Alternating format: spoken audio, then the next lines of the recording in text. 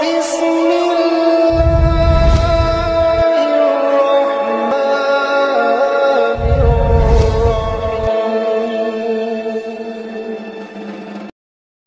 yang mulia, bulan yang istimewa, bulan agung, raja dari semua bulan. Dalam puasa ini kita dididik untuk menjadi manusia yang bertakwa. Satu, Allah Subhanahu wa taala mendidik kita untuk selalu ikhlas lillahi taala. Allah mengatakan as-syamu li ana ajzi bihi. Puasa itu adalah milikku, kata Allah Subhanahu wa taala. Maka dia harus dihadirkan dengan penuh keikhlasan. Orang yang berpuasa itu akan dibiasakan oleh Allah Subhanahu wa taala untuk berbuat ikhlas. Dan ini interval waktunya panjang, 1 bulan penuh. Kita dididik untuk ikhlas, kita dididik untuk istiqamah. Ini cikal bakal dan dasar dari ketakwaan kepada Allah Subhanahu wa taala. Jadi barang siapa yang minus keikhlasan, barang siapa yang minus sikap dan mentalitas istiqamah, maka hayhat ayyakuna muttaqiyan ilallah, maka mustahil dia akan menjadi orang yang bertakwa kepada Allah Subhanahu wa taala. Maka berbahagialah orang yang berpuasa. Di dalam puasa kita akan dididik oleh Allah Subhanahu wa taala untuk memiliki empati kepada sesama. Ini cara pandang dan harus digeneralisir dan harus dijadikan semacam perasaan dan suasana kebatinan yang harus muncul pada diri kita, bahwasanya Allah Subhanahu wa taala mengajarkan orang-orang Islam, orang-orang yang memiliki kategori bertakwa itu memiliki cara pandang, jangan memandang dari segi lahiriah belaka.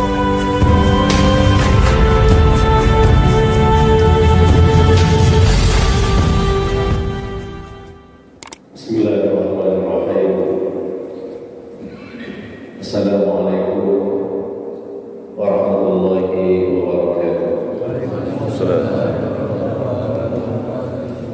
Alhamdulillahirabbil alamin wa bihi nasta'inu ala umuri dunya waddin.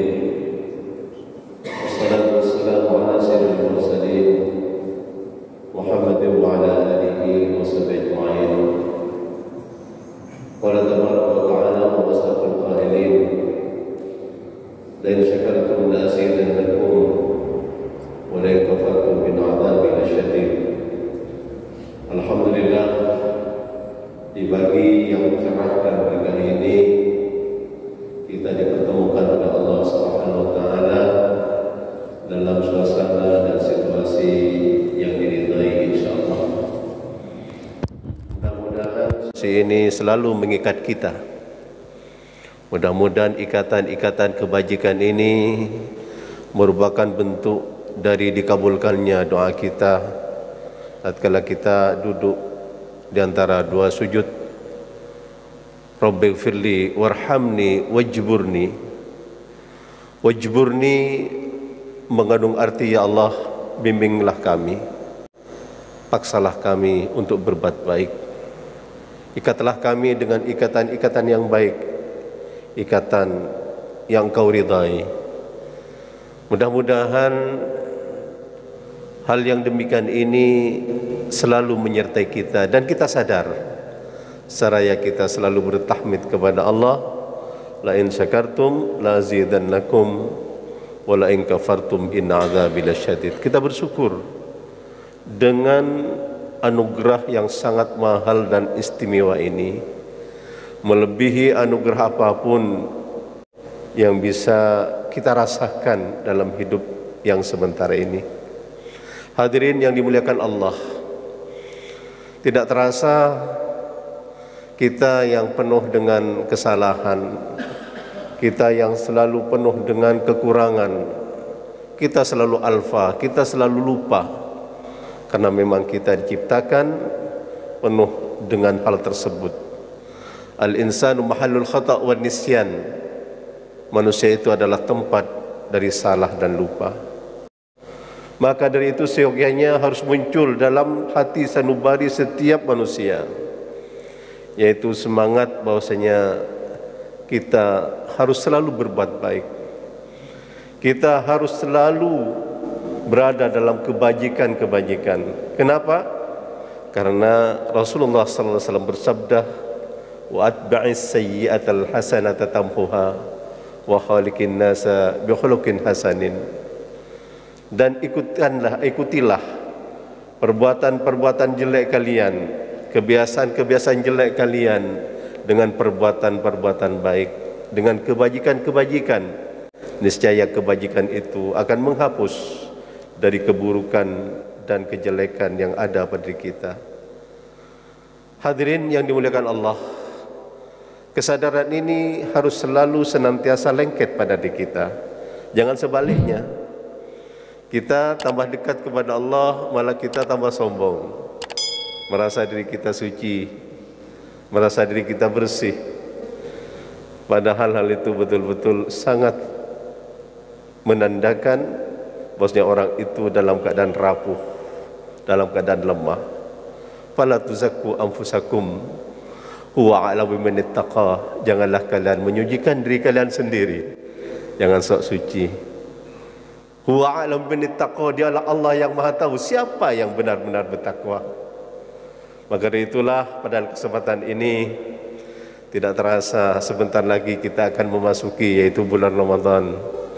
Bulan yang ditunggu-tunggu, bulan yang dimana setiap kedatangannya disambut oleh junjungan kita Nabi Muhammad sallallahu alaihi wasallam. Beliau menunggu-nunggunya, beliau merindukannya. Begitu pula para sahabat saleh, sahabat Rasulullah sallallahu alaihi wasallam. Maka setiap Ramadan tiba, Rasulullah sallallahu alaihi wasallam selalu bersabda, "Qad ja'akum syahrun mubarak. Iftaradallahu alaikum siyamah. Tuftahu fihi abwabul jannah. Wa tughlaqu fihi abwabul jahim. Wa tughallu fihi asy-syaitan asy-syayatin. Fihi lailatun khairum min alfi syahr. Faman hurima khairaha faqad hurima." Rawahu An-Nasa'i. Beliau setiap kedatangan Ramadan, maka beliau selalu bersabda, sungguh telah datang kepada kalian, kata beliau, syahrun mubarak, bulan yang penuh berkah, bulan yang penuh kebajikan. Allah telah mewajibkan di bulan itu terhadap kalian untuk berpuasa di dalamnya. Di dalam bulan itu Allah membuka pintu-pintu surga dan Allah menutup pintu-pintu neraka, dan setan-setan semuanya dibelenggu. Di malam itu ada satu malam yang mana nilainya lebih baik dari 1000 bulan. Maka barang siapa yang tidak bisa mendapatkan kebajikan bulan itu, maka sungguh dia sama sekali tidak akan mendapatkan bagian kebajikan dari Allah Subhanahu wa taala. Hadis riwayat Nasa'i. Hadirin, hadis ini menggugah kita betapa sekaliber Rasulullah sallallahu alaihi wasallam masih merindukan Ramadan. Betapa manusia yang seunggul beliau itu masih merindukan kedatangannya. Bagaimana dengan kita? Hal ini tentunya kita bisa menganalisis, walaupun analisa kita tidak pasti benar. Kenapa Rasulullah SAW merindukan Ramadan? Karena beliau itu betul-betul telah bisa membangun situasi kejiwaannya dengan baik. Beliau faham, beliau mengerti bahwasanya beliau secara manusiawi tidak mampu untuk bangkit melawan daripada keserakahan hawa nafsu.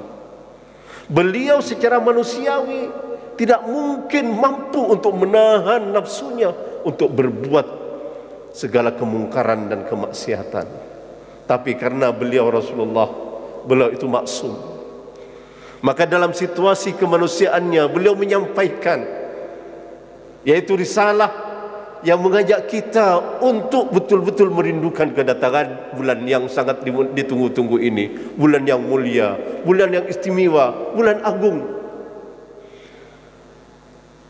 yang mana orang-orang yang betul-betul memiliki kejiwaan yang mumpuni, maka beliau itu bercita-cita ingin seandainya hari-harinya adalah Ramadan, ingin semua bulan ini adalah Ramadan, ingin tahun-tahun semuanya adalah Ramadan, karena mengerti, memahami betapa Ramadan ini merupakan bulan yang paling agung, raja dari semua bulan. Maka dari itulah situasi ini harus kita kembangkan, harus kita hidupkan dalam jiwa dan kepribadian kita. Karena bagaimanapun bapak-bapak dan ibu-ibu sekalian, menghadapi kedatangan Ramadan ini, kita akan mendapatkan nilai sesuai dengan pribadi kita masing-masing. Mungkin kalau kita yang faham, mungkin mendekati sebagaimana situasi kejiwaan Rasulullah dan para sahabatnya. Tapi lain halnya dengan seorang pedagang. Seorang pedagang itu mungkin di benaknya itu akan muncul semangat Ramadan akan tiba, pasar akan kembali hidup, orang akan banyak berbelanja, apalagi yaitu toko-toko konveksi. Subhanallah, mereka akan kebanjiran pelanggan, mereka akan kebanjiran pembeli dan lain sebagainya. Nuansanya berbeda. Tapi bagaimanapun kita sebagai seorang muslim, baik kita berprofesi sebagai guru, sebagai apapun, maka yang harus dimunculkan suasana kebatinan kita, suasana kejiwaan kita adalah kerinduan terhadap Ramadan. Karena Ramadan adalah kesempatan yang tidak diberikan di bulan lain oleh Allah Subhanahu wa taala untuk menebus kerapuhan jiwa kita, kerapuhan diri kita. Kita yang penuh dengan kesalahan akan kita tebus dengan hadirnya Ramadan yang penuh dengan berkah dan kebajikan ini. Hadirin yang dimuliakan Allah, kita saat ini kadang-kadang sangat ngeri sekali melihat situasinya, yang mana kadang-kadang kita dapat yaitu kabar tentang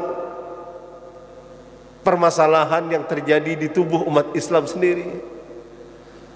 Kita kadang-kadang melihat ada orang yang bahkan tokoh, bahkan mungkin sebuah lembaga yang tidak rela kalau ada sebagian orang yang menjaga kesucian Ramadan. Ada gerakan yang ingin yaitu menjaga kesucian dengan harapan semua kegiatan-kegiatan yang berbau maksiat di Ramadan ini agar ditutup. Ada yang tidak suka dengan alasan karena toleransi dan lain sebagainya. Betul-betul suasana kejiwaan apa yang terjadi pada diri orang itu. Di bulan yang suci ini sebenarnya kita harus bersatu padu menjaga kesucian bulan ini. Jangan sampai sebagaimana yang disabdakan oleh Rasulullah, faman hurima khairaha faqad hurima. Barang siapa masuk di bulan itu dia tidak bisa menggapai kebajikan-kebajikan, maka dia tidak akan mendapatkan bagian kebajikan dari Allah sedikit pun. Karena itu merupakan standar betapa Ramadan ini telah menjadi standarisasi baik atau tidak diri kita. Benar apa yang telah difirmankan oleh Allah Subhanahu wa taala, ya ayyuhalladzina amanu kutiba alaikumusiyam kama kutiba alal ladzina min qablikum la'allakum tattaqun. Semangat yang dimunculkan dalam ayat ini, yang pertama, khitab ayat ini ditujukan kepada orang-orang yang beriman. Wahai orang yang beriman, yang memperoleh ajakan dari Allah Subhanahu wa taala, orang yang memiliki iman, orang yang memiliki kepercayaan kepada Allah Subhanahu wa taala, orang yang bertawakal kepada Allah Subhanahu wa taala, menyerahkan dirinya kepada Allah Subhanahu wa taala. Adapun orang kafir, orang murtad, orang yang tidak memiliki keimanan, mereka tidak mendapatkan khitab. Karena orang yang bisa diajak untuk terlibat dalam suasana puasa ini hanya orang-orang yang ada iman di dalam hatinya. Kenapa puasa ini ditekankan oleh Allah SWT? Karena Allah ingin mendidik dan membina kita agar kita menjadi manusia-manusia bertakwa. Inilah tujuan dari disyariatkannya bulan puasa. Jadi Allah ingin mendidik kita, Allah ingin membina kita, Allah ingin merawat kita dengan sebuah pendidikan yang akan menjadikan kita manusia-manusia yang bertakwa kepada Allah Subhanahu wa taala. Maka dari itulah datanglah, yaitu narasi yang bernuansa kewajiban. Wajib kamu puasa Ramadan, wajib kamu salat, wajib kamu nutup aurat, wajib kamu nuntut ilmu. Narasi-narasi kewajiban ini jangan sampai kita pandang ini merupakan beban yang diberikan Allah kepada kita. Ini sebuah pemahaman yang salah. Tetapi kewajiban-kewajiban yang telah dianugerahkan Allah kepada kita, yang telah diperintahkan Allah kepada kita, semua itu bentuk kasih sayang Allah. Bahwasanya disitulah ada kemuliaan kita. Dengan kita bisa melaksanakan kewajiban yang telah diwajibkan oleh Allah, maka kita akan menjadi manusia yang insya Allah berguna, insya Allah mulia, insya Allah akan baik dunianya dan akhiratnya. Jadi ini harus kita munculkan pemahaman. Maka bagaimana kita tidak akan rindu? Bagaimana kita tidak akan rindu dengan Ramadan ini? Berumah sampean si tak kerong ke Ramadan. Di dalamnya kata Rasulullah sallallahu alaihi wasallam, dibuka pintu-pintu surga dan ditutup pintu-pintu neraka. Semua setan dibelenggu oleh Allah Subhanahu wa taala, dan ada satu malam yang mana malam itu lebih baik dari 1000 bulan. Subhanallah. Dan semua amal kebajikan akan dilipat gandakan oleh Allah Subhanahu wa taala. Kullu amali Adam lahu illa siyam fa innahu li wa ana ajzi bihi. Semua amal kebajikan anak cucu Adam itu semua miliknya kecuali puasa. Sungguhnya puasa itu adalah milikku, ana ajzi bihi. Saya akan memberi balasan tentang puasa seorang hambaku. Maka dari itulah hadis tersebut dilanjutkan, as-siyamu junnah. Puasa itu adalah tameng, perisai, alat untuk menyelamatkan diri dari serangan musuh, serangan senjata dan sebagainya. Faman kana yawmu shaumihi fala yarfus wala yashab wala jihal. Maka dari itulah puasa itu bukan hanya menahan lapar dan dahaga saja, tidak.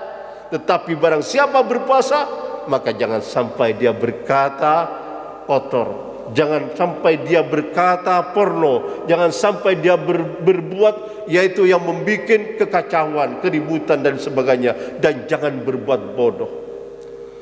Fa in syatamahu ahad aw qatalahu ahad fakul inni saim, fakul inni saim. Maka kalau ada orang yang mengumpat dan mengatai-ngataimu, bahkan mengajak kamu untuk duel ataupun untuk saling bunuh-membunuh, maka katakanlah, ini saim, saya dalam keadaan puasa, saya sedang menjaga dan menahan amarah saya karena puasa.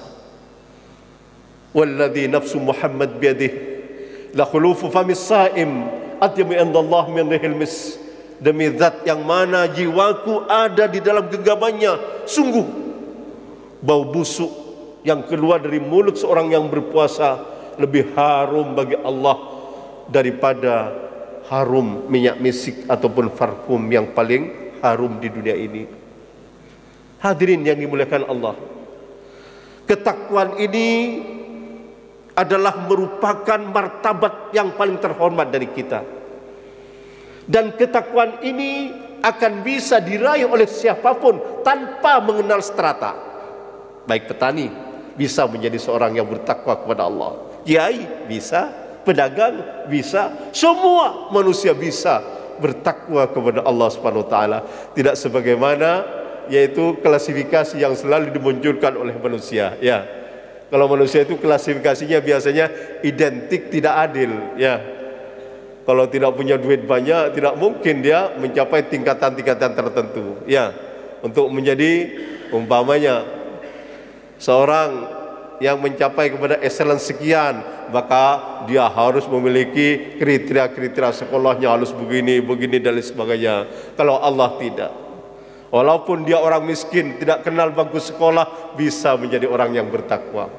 Tapi walaupun dia tinggi ilmunya sampai mencapai langit tingkat keilmuannya, tapi hatinya tidak baik dan tidak becus, maka dia akan naif untuk mendapatkan kredibilitas takwa dari Allah Subhanahu wa taala. Walaupun dia kelihatannya seorang yang ahli ibadah, tapi hatinya rusak, maka dia tidak akan mendapatkan kredibilitas takwa Allah dari sisi Allah Subhanahu wa taala. Inilah keadilan Allah Subhanahu wa taala. Siapa orang yang bertakwa? Dalam puasa ini kita dididik untuk menjadi manusia yang bertakwa. Satu, Allah Subhanahu wa taala mendidik kita untuk selalu ikhlas lillahi taala. Allah mengatakan, "As-siyamu li ana ajzi bihi." Puasa itu adalah milikku, kata Allah Subhanahu wa taala. Maka dia harus dihadirkan dengan penuh keikhlasan. Jadi orang yang berpuasa itu yang mengharap ridha Allah. Orang yang tarawih yang mengharap ridha Allah, mereka yang akan mendapatkan maghfirah dari Allah Subhanahu wa taala. Karena memang ajaran puasa itu adalah ajaran keikhlasan. Karena puasa itu adalah pendidikan keikhlasan. Kita mungkin kalau sholat ya bisa kita umpamanya riya. Tapi kalau puasa kita sulit untuk riya. Ya, sulit untuk riya. Kalau sholat karena kita mungkin ya yang jadi imam bacaannya bagus, maka akan muncul riya.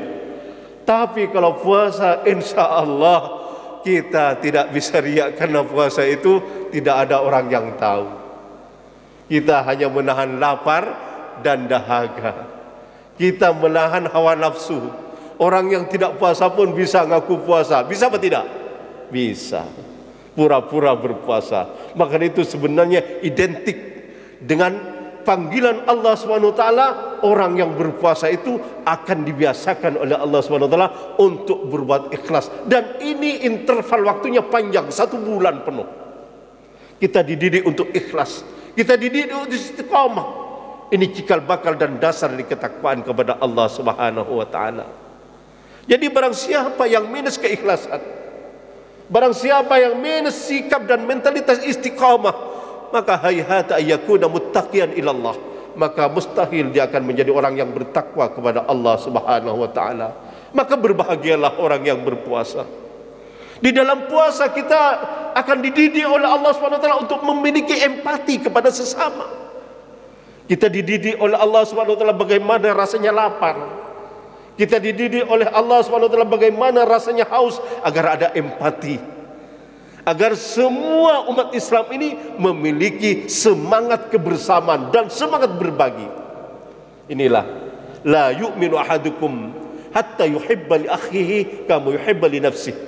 Tidaklah kalian beriman sampai kalian mencintai saudaramu sebagaimana kalian mencintai dirimu sendiri. Dalam pendidikan puasa ini muncul, hadirin yang dimuliakan Allah. Maka kalau ada orang yang hanya lapar dan dahaga saja, tidak bisa dikembangkan menjadi sebuah suasana kebatinan, suasana fikiran, suasana hati yang akan memunculkan empati kepada saudara, maka puasanya kurang potensial. Maka dari itulah tatkala kita puasa nanti, kita akan dibina dan dididik oleh Allah SWT untuk memiliki yaitu hati yang selalu berbagi dengan saudara-saudara kita yang mungkin bernasib kurang baik, yang mungkin bernasib kurang mujur di dunia ini menurut versi kita. Padahal menurut Allah SWT mungkin dia lebih baik, lebih mulia daripada kita yang kata manusia kita lebih sukses karena kita bisa meraih dunia yang lebih banyak dari mereka. Naudzubillah. Kita istilahnya apa? Minta perlindungan dari Allah dari cara berpikir seperti ini. Tapi cara berpikir ini sudah apa? Merupakan sesuatu yang umum pada masyarakat. Ya, orang yang tidak memiliki kebahagiaan dunia tatkala hidup di dunia ini dianggap mereka itu gagal dan tidak sukses, padahal belum tentu, hadirin yang dimuliakan Allah. Tapi yang jelas puasa akan mendidik kita untuk berempati, untuk merasakan apa yang dirasakan mereka. Ini merupakan sisi daripada ketakwaan kepada Allah Subhanahu wa taala yang sangat unik sekali bagi saya secara pribadi. Tatkala Rasulullah sallallahu alaihi wasallam bersabda, "Walladzi nafsu Muhammad biyadihi la khulufu famis saim atyabu 'indallah min rihil misk." Demi Allah yang mana jiwa Muhammad ada dalam genggamannya, sungguh bau busuk yang muncul dari mulut seorang hamba yang sedang berpuasa, bau busuk tersebut bagi Allah lebih harum dari parfum misik yang paling harum di muka bumi ini. Ini cara pandang dan harus digeneralisir dan harus dijadikan semacam perasaan dan suasana kebatinan yang harus muncul pada diri kita, bahwasanya Allah Subhanahu wa taala mengajarkan orang-orang Islam, orang-orang yang memiliki kategori bertakwa itu memiliki cara pandang, jangan memandang dari segi lahiriah belaka. Innallaha la yanzuru ila suwarikum wala ila ajsamikum walakin yanzuru ila qulubikum. Sungguhnya Allah Subhanahu wa taala tidak akan menilai kita dari penampilan luar kita. Bagaimana penampilan kita? Hebat pidatonya. Belum tentu. Belum tentu hebat hatinya. Wah, hebat sedekahnya. Belum tentu hebat hatinya. Karena yang akan dinilai Allah itu hatinya. Maka dari inilah kearifan yang diberikan Allah kepada kita sekalian. Maka dari itu Rasulullah SAW menerjemahkan hadis ini dalam sebuah hadis yang lain. Pernah Rasulullah SAW duduk-duduk bersama seorang sahabat. Tahu-tahu melintas di depannya seorang yang gagah perkasa, seorang laki-laki masih muda, tampan, dengan baju yang menandakan keagungan dan kemewahannya. Akhirnya bertanyalah Rasulullah kepada sahabat tersebut, "Tahukah kamu siapa laki-laki tersebut yang melintas barusan?" Maka laki-laki sahabat yang bersama Rasulullah itu menjawab, "Ya Rasulullah, dialah manusia yang paling mulia di antara kita. Dia tokoh di sini. Dia paling kaya, dia paling alim. Semua pembicaraannya akan ditaati dan didengar. Dan apabila dia melamar gadis, pasti akan diterima. Tidak ada orang tua yang menolak lamarannya." Tak lama kemudian datanglah melintas lagi seorang. Kemudian ditanya oleh Rasulullah SAW, "Kalau yang barusan itu siapa?" "Oh, itu adalah saudara kita dari kaum muslimin. Dia manusia yang paling tidak mujur di antara kita, ya Rasulullah. Dia miskin. Semua pendapatnya tidak pernah didengar orang. Keberadaannya tidak pernah diperhatikan. Bahkan sampai hari ini dia tidak pernah diterima lamarannya kepada seorang gadis." Setelah itu Rasulullah SAW terdiam. Kemudian beliau berujar, bersabda, "Tahukah kamu, satu orang yang diremehkan oleh masyarakatnya, yang keberadaannya tidak dianggap, lebih baik bagi Allah Subhanahu wa taala daripada orang yang hebat sebanyak dunia yang dipenuhi oleh orang yang hebat tadi."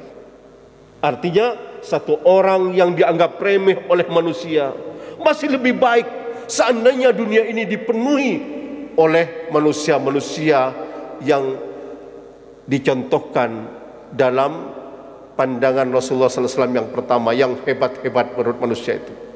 Jadi seluruh dunia kalah dengan satu orang. Betapa cara pandang ini telah sirna dari pandangan kita. Banyak kita cara pandangnya selalu memandang dari casingnya saja. Maka dari itulah Ramadan ini akan menghadirkan ini. Ini mahal sekali. Ini mahal sekali. Ini yang akan ampuh menjadikan umat Islam kuat. Karena umat Islam tidak akan tertipu oleh penampilan luar.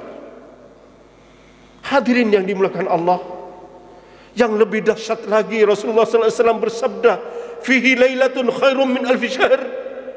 Di dalam Ramadan itu ada malam yang mana semalam lebih baik dari 1000 bulan. Subhanallah, itulah malam Lailatul Qadar. Lailatul Qadri khairum min alfi syahr. Semalam Lailatul Qadar itu, tatkala kita bisa ibadah di malam itu, maka dianggap oleh Allah kita lebih baik daripada beribadah 1000 bulan. Itu mustahil. Sebulan saja kita tidak mungkin beribadah terus menerus. Seminggu tidak mungkin. Sehari semalam tidak mungkin. Apalagi 1000 bulan. Inilah fantastik. Bagaimana kita tidak akan rindu dengan Ramadan? Bagaimana kita akan melewatkan Ramadan ini biasa-biasa? Bagaimana kita akan menganggap kedatangan Ramadan ini kedatangan yang biasa-biasa? Betul-betul suasana kebatinan yang perlu dipertanyakan pada diri kita. Maka itu, atakum Ramadan Sayyidah syuhur, famarhaban bihi wa ahlan. Telah datang kepada kalian bulan Ramadan. Ayo kita sambut. Ahlan wa sahlan bikutumikum ya Ramadan. Selamat datang Ramadan. Selamat datang ya Ramadan. Kami ingin kebaikan darimu. Karena Rasulullah telah menyatakan, barang siapa yang tidak bisa mendapatkan kebajikan di bulan itu, maka Allah tidak akan pernah memberikan kebajikan kepada orang itu. Allahu Akbar. Mudah-mudahan semangat ini akan merubah cara pandang kita terhadap sesuatu yang istimewa menurut Allah SWT, sehingga juga istimewa menurut kita dan pribadi kita. Amin ya rabbal alamin. Demikianlah mungkin yang bisa kita sampaikan pada pagi hari ini. Mudah-mudahan kita di Ramadan yang akan datang ini betul-betul bisa berpuasa dengan penuh hikmat, berpuasa dengan mendulang kebajikan-kebajikan. Ayo kita satukan niat, kita ikhlaskan niat, kita kuatkan semangat. Ada perkataan daripada orang-orang yang saleh dulu, kita bekerja 1 tahun hanya untuk Ramadan. Itu dikatakan oleh ayah saya tatkala saya bersahur dengan beliau. Beliau itu biasanya ayah saya ini dulu, ayah saya maaf dia pedagang, bukan ustadz seperti saya ya. Tapi beliau itu punya semangat. Semangatnya masih tertori di hati saya. Beliau itu setiap Ramadan biasanya makanan di keluarga itu spesial. Saya bertanya, kok makanan enak-enak sekarang? Iya Jong. Jangan kai anakku setahun keangkui Ramadan Jong. Anakku setahun keangkui Ramadan Jong. Apa maksudnya? Ayo kita sempatkan di Ramadan ini, keluarkan potensi kita. Yang punya harta, keluarkan hartamu biar berlipat ganda. Yang punya ilmu, keluarkan ilmumu.